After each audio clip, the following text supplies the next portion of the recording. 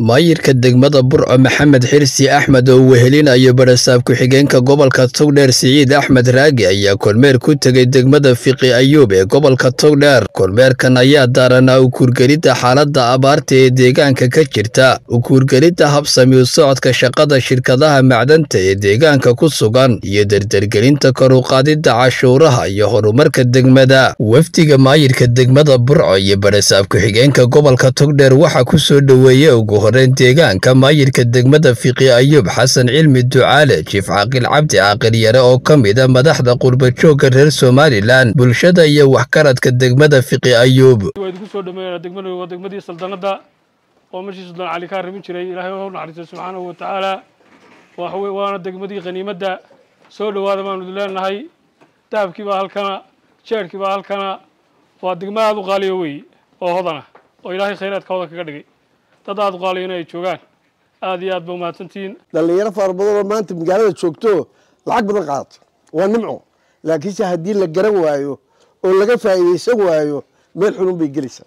waxaa loo baahan yahay inaa wixii dee midhaysano wixii wax ka soo celisaan oo wax muuqda samaysaan oo hormuud u noqotaan Soomaaliland oo dhan. adduunku haddaynu cashuurta bilaabin oo ka bilaabin halka mushaharka ay soo gala oo maqaadiin ka bilaabin dowladda magaalada waxa qaadateen ilaahay naga duwa qaadan waa tala wanaagsan si wacan baan u qaadan ama si duwaad ama maarka baraat maarka ama barasaaf waa inay yimaadaan waajib weey ugu soo noqdaan cashuurta annaga idan noota waxa naga yar dhimay sarfay maara intiina nooti ma aydan la cuskano oo adeeg sarfaygina baa doontaan wada faranayna tirsaga halka ciyaal baa ugu tagteen uu fara badnaa inta in laba jibaarkeed leeg baa naga joogta suuqa malcaamadu aan saaranka aas-aaso dhagixii horaanu wadnaa iyo ciidii hantidaanu haynaana ma buura marka intiina noo timaadeen waxaan laba qodob la qabtaan horta marka hore la dhagax dhigaan. Maamulka degmada Burco iyo ka gobolka Togdheer ayaa tilmaamay dhankooda in ay ka howlgalayaan xaaladda abaareed ee deegaanka ka jirta, iyagoona ku baraarujiyay bulshada ilaalinta nabadgelyada, waxayna bulshada ugu baaqeen inay ka faa'iideystaan khayraadka deegaanka. haddaan degmadii Burco nahay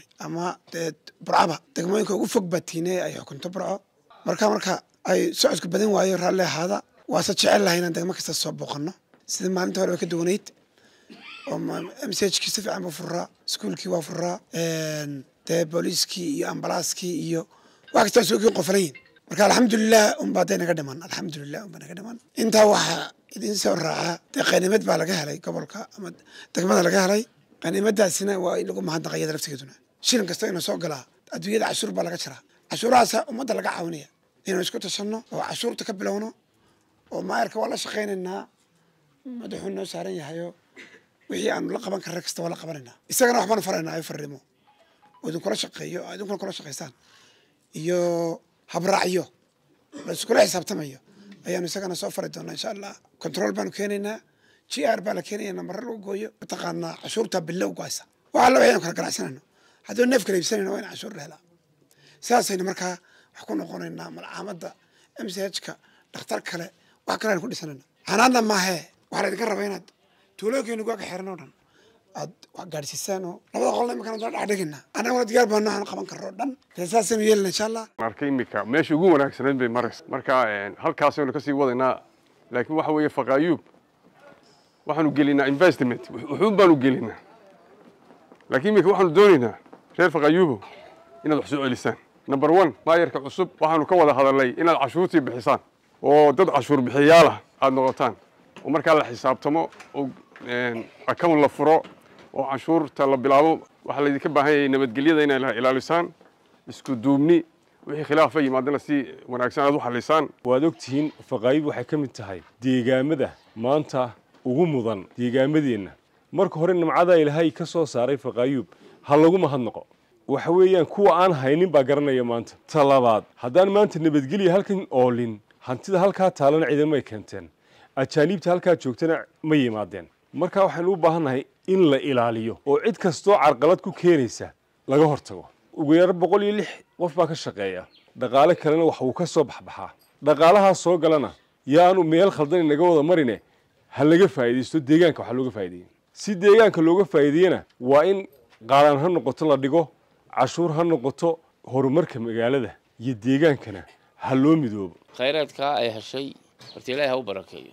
indhaynta waxa noo dheer sahanka abaarta dhaqaalaha Faqaayuub been idin sheegi maaye walagu taama waxa la yiraahdaa lacag baa la iska gurtaa oo si khaldan bay wax kale ku baxday horumarka kama muuqato laguma soo celiyo canaana ma ahay waynu isu tashanayna waxa weeye horumarka maayarka cusub ee degmada kala shaqeeya gargaarka ila yimaadana degmada wixii soo gaadhay waan soo gudbinaynaa oo degmada waxaan u soo dhiibayaa maayarkaan u soo dhiibaya ka caana jilaal cambaxan dareeniye waxba baraha soo eeginay idin kala deegiya ugu dambeynna maamulka gobolka Togdheer iyo ka degmada Burco waxa ay kormeer ku tageen xarunta caafimaadka ee degmada oo loo kuurgalay shaqada ka socota iyagoona kormeeray sidoo kale dugsiga boardingka ee degmada xarunta shirkadda macdanta ee degmada Faqaayuub ku sugan iyagoona ugu dambeyn dhagax dhigay malcaamad laga hirgelin doono deegaankaasi